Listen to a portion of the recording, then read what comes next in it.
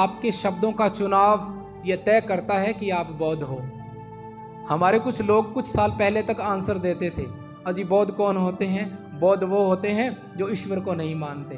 भाई ईश्वर को तो कम्युनिस्ट भी नहीं मानते, ईश्वर को तो बहुत सारे लोग और भी नहीं मानते, लेकिन वो बौद्ध अनुशासन है। कल मैं फरीदाबाद के एक बगल में गांव में गया था। वहां आधा मंच दरी पे था, आधा नीचे था। तब मैं समझ गया था ये LKG नर्सरी की क्लास है। आप जिस गांव की चौपाल को छोड़कर आए हो, उस चौपाल पे आज भी वही बात है। वहाँ लोग आज भी यही कहते हैं, तो पतो मैंने BA कर रखी, नहीं पता है भाई, लिख के गले में डाल ले। दूसरा डायलॉग मारते हैं कि जिस स्कूल में तुम पढ़े हो उसमें मैं प्रिंसिपल हूँ। तीसरा कहते हैं जितना तू पढ़ता है उतना तो मैं भूल जाता हूँ। चौथी बात बोलते हैं, अरे ऐसी किताबें तो बुद्ध की मैंने पढ़ पढ़ के फेंक दी हैं। ये शेखियाँ भगाड़ने। दुनिया की जितनी भी सभ्यता संस्कृतियाँ हैं उनमें उनको इतिहास बार बार पढ़ाया जाता है। उस इतिहास में राजा महाराजाओं की गाथाओं को बार बार चरण भाटों द्वारा गाया जाता है। उस गौरव गाथा को गाने से हर आने वाली पीढ़ी में ऊर्जा भरने का काम किया जाता है। अगर हम अपने परिवार में बच्चों को, आने वाली पीढ़ी को संस्कार नहीं सिखाएंगे तो वो बुढ़ापे में आपके पास बिल्कुल नहीं बैठेंगे, आपकी बात नहीं सुनेंगे। आप घर में तो रहोगे मगर आपको महसूस होगा जैसे आप अकेले हो।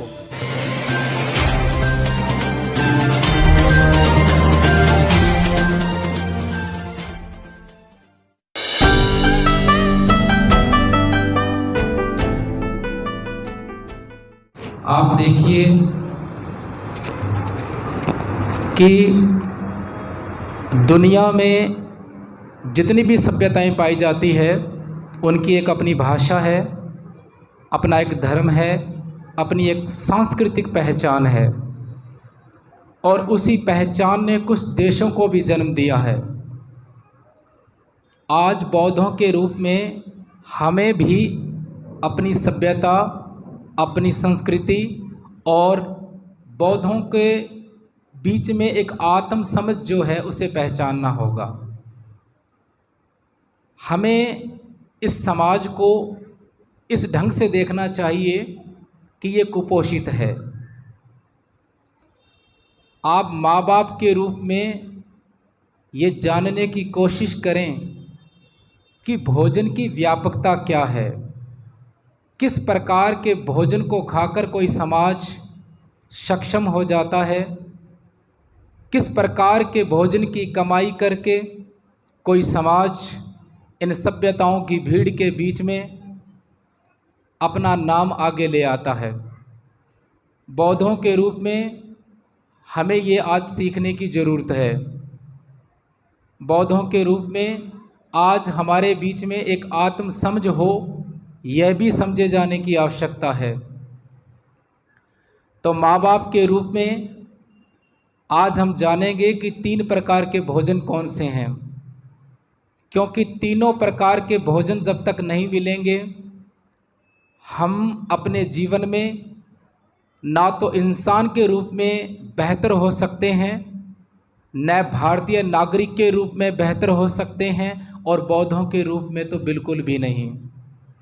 क्योंकि बौद्धों के रूप में तो इन दोनों से ही बढ़कर पोषण चाहिए।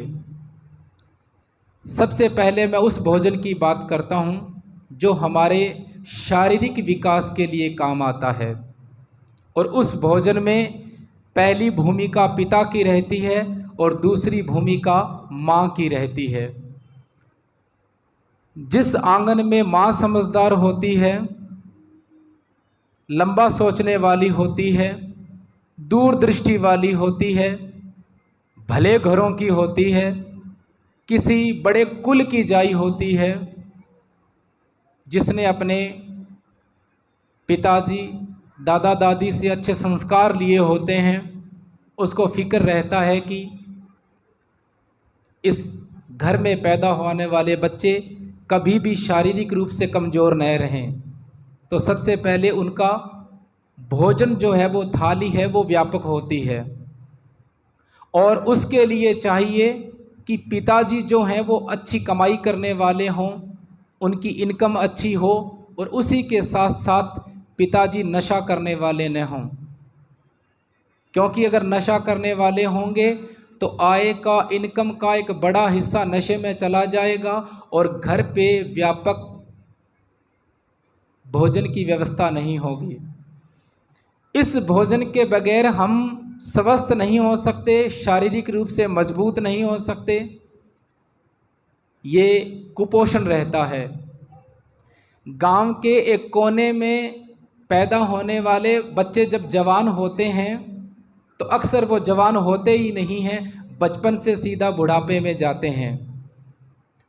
भीड़ में उनके चेहरे पहचान लिए जाते हैं कि ये किस बिरादरी से हैं, किस मोहल्ले से हैं। ऐसा नहीं है कि वो अपना जाति प्रमाण पत्र या आधार कार्ड अपने गले में लटका के रखते हैं, क्योंकि उनके चेहरे पे पड़ने वाली झुर्रियाँ, उनके पैरों पे पड़ने वाली झुर्रियों को देखकर अंदाज़ा लगा लिया जाता है कि ये किस कोने से आए हैं। ऐसा इसीलिए होता है कि माँ समझदार नहीं है, पिताजी समझदार नहीं हैं। ऐसा इसीलिए होता है कि उस घर में नशे का सेवन है, बच्चों का भोजन व्यापक नहीं है। आप शहर में पैदा हुए हैं, आप व्यापक भोजन खाते हैं, इसलिए शारीरिक रूप से पहचान पाना मुश्किल होगा।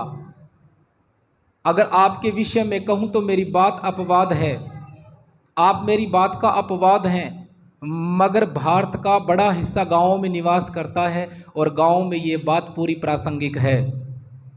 ये एक प्रकार का भोजन है। दूसरे प्रकार का भोजन है संस्कारों का, नैतिकता का। उसमें आता है कैसे स्वागत करना है, कैसे स्वागत करवाना है, कब किस परिस्थिति में क्या व्यवहार करवाना है। ये सारे जो मूल्य हैं, नैतिकताएं हैं, बड़े बूढ़ों से सीखते हैं, परिवार में सीखते हैं।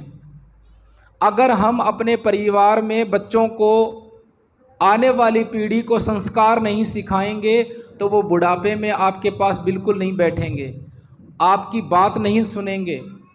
आप घर में तो रहोगे मगर आपको महसूस होगा जैसे आप अकेले हो। जब आपका पोता पोती आपसे बात नहीं करेंगे, आपके भतीजे, आपके बेटे आपसे बात नहीं करेंगे और आपकी गोद में नहीं खेलेंगे तो आपके जीवन का कोई मूल्य नहीं रह जाता। एक विशेष अर्थ में, एक विशेष संदर्भ में। ये दूसरे प्रकार का भोजन है। इस भोजन से जो पीढ़ी कुपोषित होती है उस पीढ़ी में बुजुर्ग कभी सुखी नहीं रहते। ये जो दो प्रकार के भोजन हैं सस्ते हैं, आसानी से उपलब्ध हो जाते हैं। अब आप ध्यान से सुनिएगा शब्दों को। पहला भोजन शारीरिक विकास के लिए, दूसरा भोजन जो नैतिक आचरण है। ये दो भोजन आसानी से उपलब्ध हो जाते हैं। दूसरे प्रकार का जो भोजन है नैतिकता का, बच्चा हमारे बीच में बैठकर जैसे कैसे सीख ही लेता है, उसका अधिकतर हिस्सा वो जान लेता है।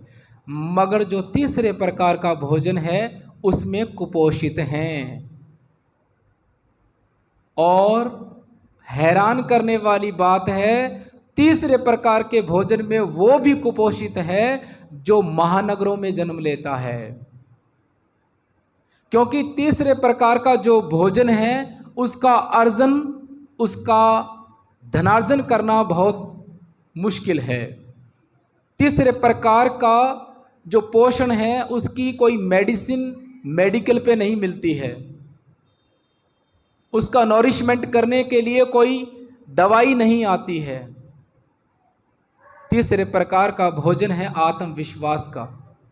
तीसरे प्रकार का भोजन है मनोबल का। तीसरे प्रकार का भोजन है जज्बा, हिम्मत, रिस्क लेने की हिम्मत, आंख से आंख मिलाकर बात कह देने की क्षमता। इस तीसरे प्रकार की भोजन की कमी के कारण पहले दो प्रकार के भोजन अपना कोई वजूद नहीं रखते हैं।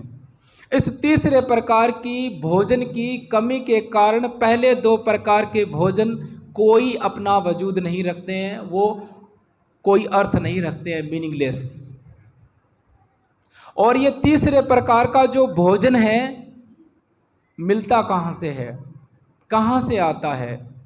सबसे पहली बात है वो है इतिहास।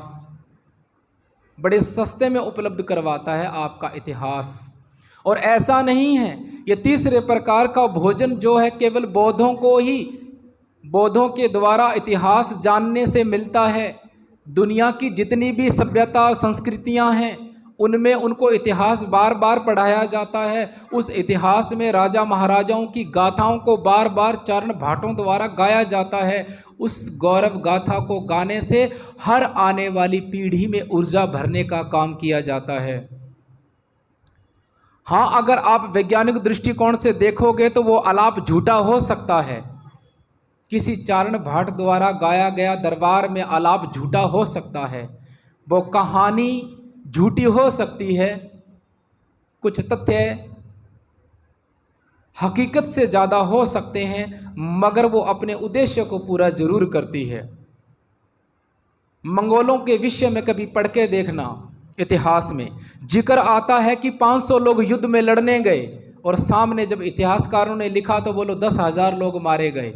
जब घर से चले ही 500 थे तो 10,000 मारे कैसे गए? क्योंकि जिसने गौरव गाथा गानी है उसने लिखा भी ढंग से कि 10,000 लोग मारे गए। क्योंकि वो 10,000 लोग जब बार बार सुनाए जाएंगे, बार बार सुनाए जाएंगे, तब उसको सुनने वाले नौजवानों के रोम रोम खड़े हो जाएंगे। ये है इतिहास। और दूसरा है कि हम किसी सभ्यता विशेष में, किसी समाज में मूल्यों के प्रति, आदर्शों के प्रति आने वाली पीढ़ी को इतना विश्वस्त करते हैं, इतना मजबूत करते हैं कि वो अडिग रहते हैं। जैसे हमारे बौद्धों के आदर्श हैं करुणा, मैत्री, अहिंसा, समता, और हम और ज़्यादा कहें तो हम कह सकते हैं we are democrat, absolutely democrat. इस भारत में अगर आप गौर से देखो तो बौद्ध ही श्रेष्ठ डेमोक्रेट हो सकते हैं। कारण क्योंकि भारत में भारतीय संविधान के जो आदर्श हैं, जो मूल्य हैं, उन मूल्यों से टकराव है। क्योंकि यहाँ भिन्न भिन्न मान्यताओं के लोग पाए जाते हैं, भिन्न भिन्न धर्मों को मानने वाले लोग पाए जाते हैं, और उन धर्मों के आदर्श और लोकतंत्र के आदर्शों में टकराव है, सहजता नहीं है, सरलता नहीं है। मगर ये बड़ी रोचक बात है कि बौद्धों के आदर्श और लोकतंत्रात्मक व्यवस्था के आदर्शों में कहीं कोई टकराव नहीं है। They are parallel, absolutely parallel. तो इसीलिए आप बड़े गर्व से कह सकते हो कि we are democrat, we are standing at the first row and we are democrat. और आपके बच्चे जब बड़े प्राउडली से कहेंगे कि हाँ, हम ही हैं लोकतंत्रता व्यवस्था को बचाए रखने वाले और पोषित करने वाले, ये तीसरे भोजन में आता है। ये आपका आदर्श है, ये आपकी प्राथमिकता है, यही विश्वास से भरती है। इसको मैं एक व्यंग्यात्मक रूप में कहता हूँ, गांव में सुना है मैंने कई बार। बोलो भाई जय भीम वालों से बचना, ये बड़े खतरनाक होते हैं, बाल की खाल निकाल देते हैं, इतना जानते हैं, इतना जानते हैं। हाँ, है तो 5वीं पास ही, मगर बड़े बड़े वकील फेल हैं। ये क्या है? तीसरा प्रकार का भोजन है, आत्मविश्वास। लेकिन मैं यह बात नहीं सिखाता आपको, मैं पहले वाली सिखाता हूँ जो ठीक है, जो ठीक परिभाषा है कि ये हमारा विश्वास है। मत कहिए कि बौद्ध नास्तिक होते हैं, आस्तिक होते हैं। आस्तिकता से, नास्तिकता से हमारा कोई लेना देना नहीं, हम इस झमेले में पड़े ही नहीं। हाँ, और फिर भी कहना पड़े तो कहो कि हम तो आस्तिक होते हैं, और हमारी आस्था करुणा, मैत्री, अहिंसा, लोकतंत्रात्मक व्यवस्था और साइंटिफिक टेम्परामेंट माने सम्यक दृष्टि में इतनी गहरी आस्था है कि कोई हिला नहीं सकता, कोई डगमगा नहीं सकता। किसी भिक्षु से किसी ने पूछा कि अगर कोई त्रिपिटक को फाड़ करके उसके पेज मरोड़ करके लेटरिन के कम्बोर्ड में डाल दे तो आप क्या करोगे? तो भंते जी कहने लगे मैं सबसे पहले प्लम्बर को बुलाऊंगा कि वो ब्लॉक ना हो जाए। बहुत कुछ कह दिया भंते जी ने, 2 शब्दों में इतना कुछ कह दिया कि जिसकी व्याख्या बहुत लंबी है। कहने का अर्थ है कागज़ के टुकड़े पे धर्म नहीं हो सकता हमारा। हाँ ठीक है, पुस्तकें हमारी संसाधन है, वो माध्यम है जानने का, वो आदर्श भी हैं हमारे लिए, पर इतनी आदर्श भी नहीं है कि कोई नादान, कोई नासमझ, बुद्ध ने कभी किसी को मूर्ख नहीं कहा नादान, कोई नादान, कोई नासमझ बेहोशी में किसी पुस्तक का पेज फाड़ दे तो हम उसकी जान नहीं ले सकते, हम तो थप्पड़ तक न मारें उसे। ये हमारा आदर्श है। क्षमा करना, माफ़ करना और ठीक से देखना, ये हमारा ही सामर्थ्य है और हमारा ही सामर्थ्य हो सकता है। माफ़ करना, ठीक से देखना, ये हमारा ही सामर्थ्य है और हमारा ही सामर्थ्य हो सकता है। अगली बात कहता हूं, ध्यानपूर्वक सुनिएगा। आप बेहतर वकील हो सकते हो क्योंकि आपकी ही दलीलें लोकतंत्रात्मक न्याय में बेहतर हो सकती है। जिसका विश्वास ईश्वरीय न्याय में है उसकी इस कोर्ट के अंदर दलीलें ढीली पड़ेंगी, फीकी पड़ेंगी। उसकी दलीलों में आत्मविश्वास नहीं होगा, उसकी दलीलों में हिम्मत नहीं होगी, क्योंकि इस लोकतंत्रात्मक अदालत में दलीलें देने के लिए चाहिए कि उसका विश्वास भी इसी न्याय में हो। अगले जन्म में न्याय होगा, उस न्याय में अगर भरोसा है तो आपकी दलीलें झूठी है लोकतंत्रात्मक कोर्ट के अंदर। इसीलिए आज हम यह समझने की कोशिश करें कि भोजन का मतलब क्या है। 2 वक्त रोटियां ठूंस लेने का मतलब भोजन नहीं है। अगर हम बच्चों का व्यापक विकास चाहते हैं, ग्रोस न्यूरिशमेंट, ग्रोस डेवलपमेंट माने सर्वांगीण विकास, सारे अंगों का विकास, तो हमें तीसरे भोजन पे बल देना है। और तीसरा भोजन की खेती यहाँ होती है बुद्ध विहार में। तीसरे भोजन की फसल पैदा करने की निराई गुड़ाई का काम यहाँ होता है। पूज्य भंते जी यहाँ कई सालों से, कई दशकों से खेती कर रहे हैं और आप पकी पकाई फसल हैं। अब यही जो तीसरे प्रकार का भोजन है इन बच्चों में आने वाला है। तो ये 3 प्रकार के भोजन हैं। तीनों प्रकार के भोजनों को हमें पहचानना होगा और यही भोजन हमें अपने गांवों तक भी लेकर जाना होगा, क्योंकि गांव में हम कुछ हिस्सा छोड़ आए हैं। जिस चौपाल को हम छोड़कर आए हैं ना, उस चौपाल पे आज भी वही बातें हैं। आप जिस गांव की चौपाल को छोड़कर आए हो उस चौपाल पे आज भी वही बात है। वहाँ लोग आज भी यही कहते हैं, तो पतो मैंने बीए कर राखी, नहीं पता है भाई, लिख के गले में डाल ले। दूसरा डायलॉग मारते हैं कि जिस स्कूल में तुम पढ़े हो उसमें मैं प्रिंसिपल हूँ। तीसरा कहते हैं जितना तू पढ़ता है उतना तो मैं भूल जाता हूँ। चौथी बात बोलते हैं, अरे ऐसी किताबें तो बुद्ध की मैंने पढ़ पढ़ के फेंक दी हैं। ये शेखियाँ भगाड़ने में लगे हुए हैं।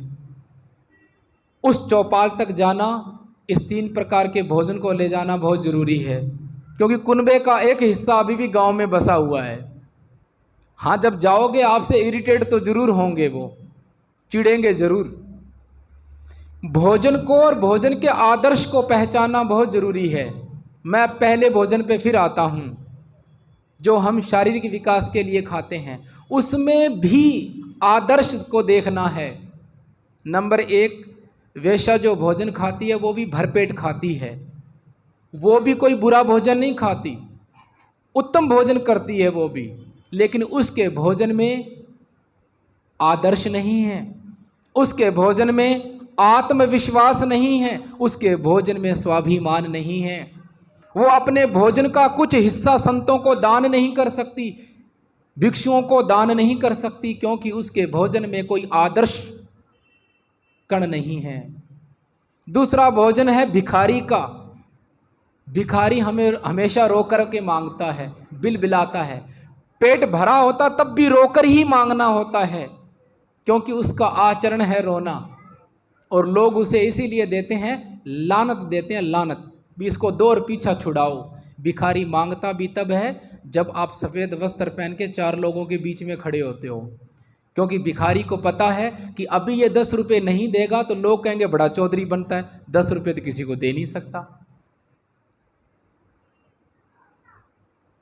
तो वो भी आपका मानसिक रूप से आपको प्रताड़ित करके ही आपसे 10 रुपये दान में लेता है। इसलिए भिखारी का भोजन जो क्या है, लानत, फाई ऑन यू, लानत है। उसमें भी स्वाभिमान नहीं है, वो भी दान नहीं दे सकता, क्योंकि रोकर मांगे गए भोजन में हिम्मत नहीं हो सकती कि उसे दान दिया जा सके।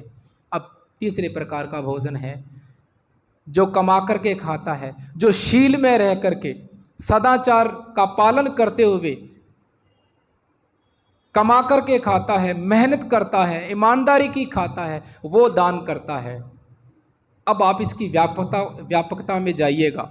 गरीब से गरीब आदमी भी, मजदूर भी 5 रुपये दान करता है, 1 रुपया दान करता है, करोड़पति भी दान करता है।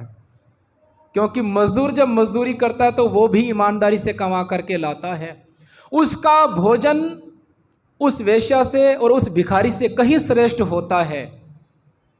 अब एक चौथे प्रकार का भोजन जो आदर्श है, जो आप दान देते हो भिक्षुओं को, भोजन दान, ये चौथे प्रकार का भोजन समर्पण के आदर्श पे पैदा होता है, समर्पण की भूमि पे पैदा होता है, श्रद्धा की गहराई से पैदा होता है। अगर समर्पण नहीं है, श्रद्धा नहीं है, तो ये चौथे प्रकार का भोजन इज्जत नहीं हो सकता। आप वही लोग हैं चौथे प्रकार का भोजन लेकर आए हैं आज। यही फिर मैं जाता हूं तीसरे प्रकार के भोजन में। ये जो चौथे प्रकार का भोजन है, ये तीसरे प्रकार के भोजन की कैटेगरी में आता है। पुनः सोचिएगा घर जाकर के। इसीलिए बौद्धों के रूप में हमारा आचरण, हमारे आदर्श, हमारी चौपाल की चर्चा का आदर्श बनना चाहिए। चौपाल केवल चबूतरे का नाम नहीं है, चौपाल 4 दीवारों का नाम नहीं है, चौपाल गांव की संसद है। वहाँ होने वाली चर्चा को वहाँ के नौजवान, वहाँ के बच्चे अपनी समझ मान लेते हैं, मान ही लेते हैं। तो मैं अपनी बात को लंबा नहीं करूँगा। आज मुझे यही विषय सूझ रहा था और मैं बदरपुर बॉर्डर पे रहता हूँ। आपको देखकर मैं कहता हूँ कि आप बड़े रईस हैं,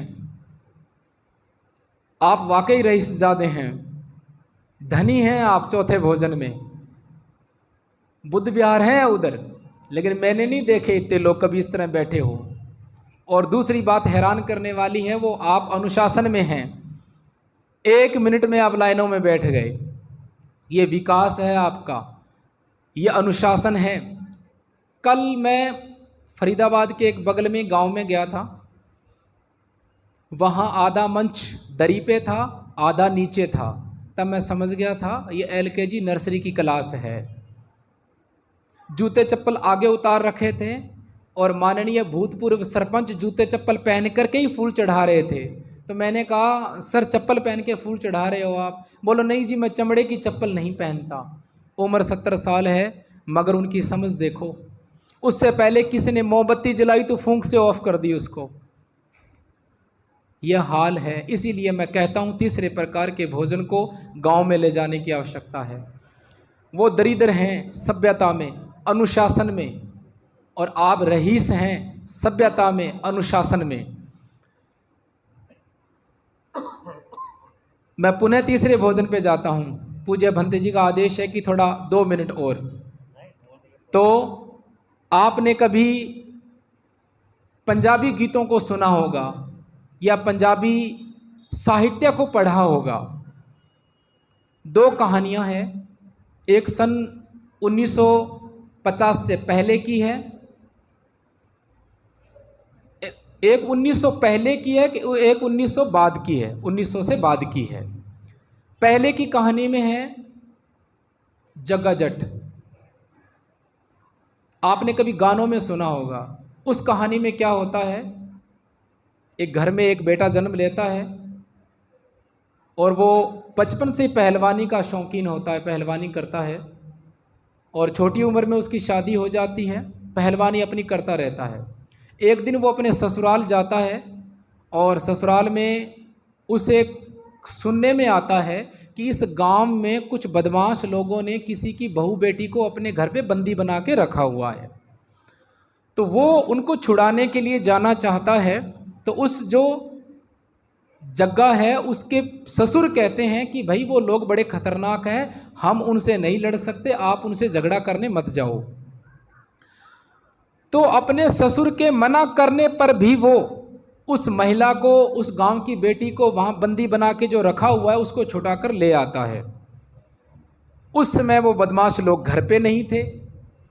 जब वो घर आए तो उन्हें पता चला कि फलाने फलाने के मेहमान जो आए हैं उन्होंने उस महिला को यहाँ से छुड़वाया है। जब वो अपने गांव वापस लौट रहा था तो उसको रास्ते में घेर लिया जाता है। घेर लिया जाता है तो वो अकेला ही 3 लोगों को मार देता है, जान से मार कर फेंक देता है नहर में। वो कहता है कि ऐसा कैसे हो सकता है कि कोई गांव में किसी महिला पे इतना अत्याचार कैसे कर सकता है, चाहे वो किसी भी धर्म की हो, किसी भी जात बिरादरी की हो। ऐसे आदर्श उसके थे।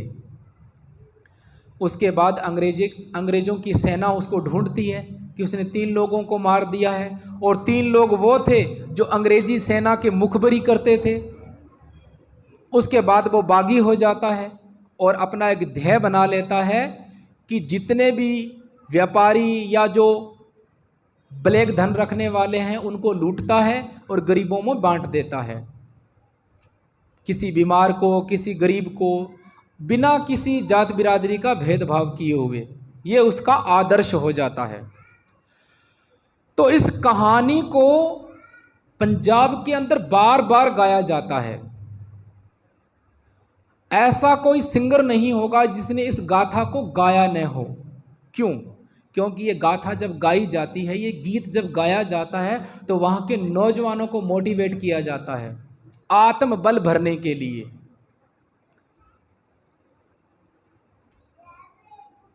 दूसरी कहानी है 1900 से बाद की। उसमें भी ऐसा होता है।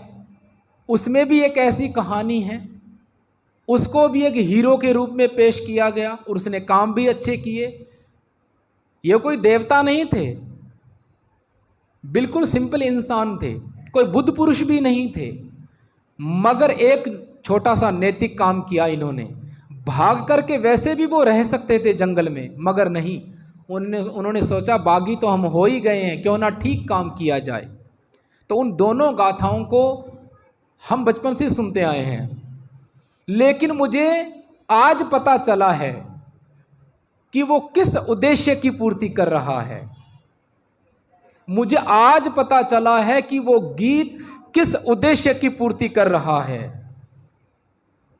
अब मैं एक नई बात कहने वाला हूं, इसीलिए आपके इर्द गिर्द, आपके आंगन में आपके जब गीत बजते हैं ना, तो आप निगरानी किया करो, पहरेदारी करो कि आपके गीत है ना जो फूवड़ न हो, असभ्य न हो, प्रेरणादायक हो, बेहतर हो, आदर्शों से भरे हों आपके गीत और कविताएं। आप अपने बच्चों के बारे में जानिए कि आपका बच्चा कैसी मूवी देखता है, कैसे गीत सुनता है, कैसी कविताएं सुनता है। उसके गीत, उसके कविताएं, उसके टेलीविज़न में प्राथमिकताएं उसका आचरण बनने वाली है, क्योंकि बिना साहित्य के आपका आचरण घड़ा नहीं जा सकता। आपकी तस्वीरें, तस्वीरों के रंग, आपके कपड़े आपका साहित्य ही है, और आपका साहित्य आपका दर्पण है, और बिना इस दर्पण के चरित्र निर्माण नहीं हो सकता। अब तक भी मैंने ध्यान की बात नहीं कही, क्योंकि शील तो आप पहले से जानते हो, क्योंकि बुद्ध का जो सिलेबस है वो बहुत लंबा है। मैं बड़े सस्ते वाली बात कह रहा हूं। बुद्ध ने जो गहरी बातें कही हैं मत के विषय में, 4 ध्यानों के विषय में, चित्त का जो व्याख्या जो की है बुद्ध ने, अंदर को मैं मारने की व्यवस्था जो बुद्ध ने बताई है, वो तो यूपीएससी जैसा है। लेकिन मैंने सिंपल सी बात बताई है कि हम घरों में शुरुआत कहाँ से करें। फिर देखना लोग कहेंगे कि ये देखो बौद्ध बैठे हैं, देखो बौद्ध जा रहे हैं। हाँ पक्का आप तो बौद्ध होंगे भाई साहब, क्योंकि आपके शब्दों का चुनाव ये तय करता है कि आप बौद्ध हो। हमारे कुछ लोग कुछ साल पहले तक आंसर देते थे, अजी बौद्ध कौन होते हैं? बौद्ध वो होते हैं जो ईश्वर को नहीं मानते। भाई ईश्वर को तो कम्युनिस्ट भी नहीं मानते, ईश्वर को तो बहुत सारे लोग और भी नहीं मानते, लेकिन वो बौद्ध नहीं हो सकते। दूसरा आंसर, अजी बौद्ध कौन होते हैं? बौद्ध वो होते हैं जो किसी को नहीं मानते, अब की बार आरंपार, गुरु को भी नहीं मानते, किसी को नहीं मानते। नहीं, ये गलत आंसर है। पूछा यह गया है कि बौद्ध कौन होते हैं। बौद्ध वो होते हैं जो करुणा, मैत्री, अहिंसा, समता, वैज्ञानिक दृष्टिकोण में गहरी श्रद्धा रखते हैं, वो बौद्ध होते हैं। और उनकी श्रद्धा को कोई हिला नहीं सकता, डगमगा नहीं सकता। हमें अपने बारे में पूछा गया है और हम अपने आप को कहने के लिए पृष्ठभूमि में किसी और को कहते हैं। हम बुद्ध को कहने के लिए पृष्ठभूमि में किसी और को कहते हैं। हमें ये प्रैक्टिस करनी चाहिए कि अपने आप के बारे में बताने के लिए, बुद्ध के बारे में बताने के लिए, बुद्ध की पृष्ठभूमि में किसी को नहीं कहना है। बुद्ध इतने कमज़ोर नहीं हैं, बौद्ध इतने कमज़ोर नहीं हैं, इतने दरिद्र नहीं हैं कि अपने विषय में बताने के लिए अपनी पृष्ठभूमि में किसी और को कह सकते हैं, लेकिन आपको अभ्यास करना पड़ेगा। वरना फिर जब कोई पूछेगा तो आप इस हाथ से, बच्चे खास करके, सिर खुजलाने लगते हैं। नहीं, अभ्यास करिए, पढ़िए, ठीक से कहिए। क्योंकि अगर आप किसी दिव्य शक्ति को मानते हो तो बस कुछ नहीं कहना, आपको यह कहना है बस उसी की लीला है, काम खत्म। लेकिन बौद्ध होने के नाते आपको परिभाषित करना पड़ेगा। आपके सामने चुनौती है। बौद्धों का मार्ग अभ्यास का है, पसीना बहाने का है। इसीलिए एक पहचान हमारी व्यक्तिगत होती है, एक पहचान हमारी साझी होती है। हम अब अपनी साझी पहचान के लिए प्रयास करें। बौद्ध भिक्षु आपके समाज का आदर्श है, आपके जीवन में आदर्श है। और बौद्धों के रूप में बौद्ध भिक्षुओं के प्रति आपके पास एक जिम्मेदारी है। हमें किसी भी प्रकार का वादी नहीं बनना है। ना हम अपने आप को नास्तिक कहें, ना हम अपने आप को आस्तिक कहें। इन दोनों शब्दों से कोई लेना देना नहीं है हमारा। एक आदमी कहने लगे मैं आस्तिक हूँ, दूसरा कहने लगे मैं नास्तिक हूँ, क्या करोगे दोनों का? क्योंकि दोनों ही जिद हैं, दोनों ही वाद हैं। एक समय बुद्ध के पास एक व्यक्ति आया और उसने कहा कि क्या ईश्वर है? तो बुद्ध कहने लगे नहीं है। फिर एक आदमी दोपहर में आया और उसने कहा कि क्या ईश्वर नहीं है? तथागत से पूछा, तथागत कहने लगे है। एक शाम को आया, उसने कुछ नहीं बोला, सिर्फ बैठ गया, चुप करके बैठ गया, समाहित चित्त हो गया और चुप होकर चला गया। आनंद को ये बात समझ में नहीं आई। जब सारे भिक्षु ध्यान में बैठ गए तो आनंद बुद्ध के पास ही बैठे रहे। तो बुद्ध कहने लगे, हाँ आनंद, आप ध्यान में क्यों नहीं बैठ रहे? बोलो जी, मेरा एक प्रश्न है और उलझन है। मैं सोच रहा हूँ कि बुद्ध झूठ तो बोल नहीं सकते, लेकिन आज दो बातें उल्टी बोली है। एक को कहा है ईश्वर नहीं है, दूसरे को कहा है। ऐसी दो विपरीत बातें पहली बार सुनी हैं। तो बुद्ध कहने लगे, आनंद अभी जाओ, आपके मतलब की नहीं है ये बात, फिर बताऊंगा उचित समय जब रहेगा। तो वो कहने लगे अब ध्यान नहीं लगेगा। आनंद कहने लगा अब ध्यान नहीं लगेगा मेरा, मुझे तो यही उलझन सताएगी कि ऐसे हो कैसे गया। तो बुद्ध कहने लगे, आनंद, जो सुबह व्यक्ति आया था उसने कोई काम नहीं किया था जानने का, सिर्फ ये मानकर आया था, वाद लेकर आया था, और उसका वाद था कि ईश्वर है। बस एक बार बुद्ध कह दे कि ईश्वर है, फिर देखो मैं कैसे ढिंडोरा पीटता हूँ। मगर बुद्ध ने कहा नहीं है। मैंने सिर्फ और सिर्फ उसकी धारणा तोड़ने के लिए कहा। फिर जब दोपहर में व्यक्ति आया तो वो यह लेकर आया था कि ईश्वर नहीं है। मैं तो नहीं मानता, नहीं है, बस बुद्ध कह दे कि नहीं है। मैं फिर देखो कैसे ढिंडोरा पीटता हूँ। बुद्ध कहने लगे हैं तो आनंद कहने लगे, फिर तथागत शाम को क्या हुआ था? वो तो कुछ बोला भी नहीं। तो बुद्ध कहने लगे वो कोई धारणा लेकर नहीं आया था, वो कोरा कागज था, खाली था, और उसने बैठ लिया और जान लिया कि प्राकृतिक नियम क्या है, प्राकृतिक धर्म क्या है। स्वभाव को जान लिया, स्वभाव को जान लिया। उसने जान लिया कि बन रहा है, जो बन रहा है उसे हटाया जा सकता है। हटाए जाने की व्यवस्था को जान करके वो शांत हो गया। इन शब्दों की व्याख्या लंबी है, मैं वापस मुड़ता हूं यहां से।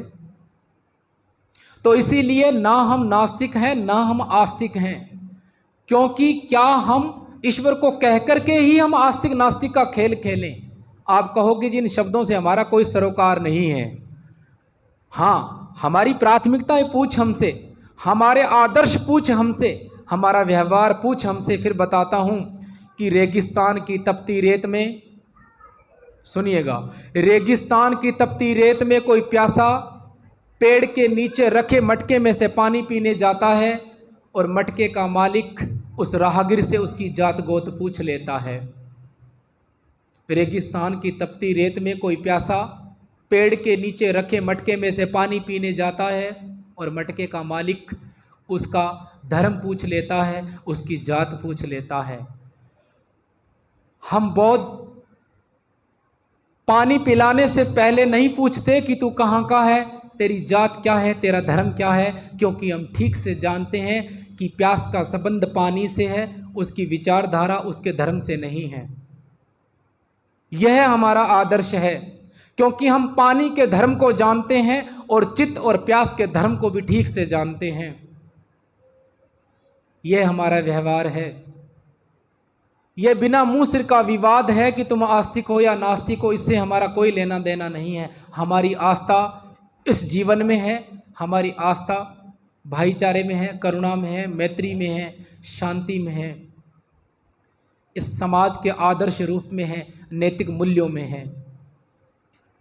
तो मैं अपनी वाणी को यहीं विराम देता हूँ। पुनः आप सबके लिए मंगल कामना करता हूँ। तो आपने मेरी बात को बड़े ध्यानपूर्वक सुना। आप सभी का मंगल हो, कल्याण हो। भवतु सब मंगलम, भवतु सब मंगलम, भवतु सब मंगलम।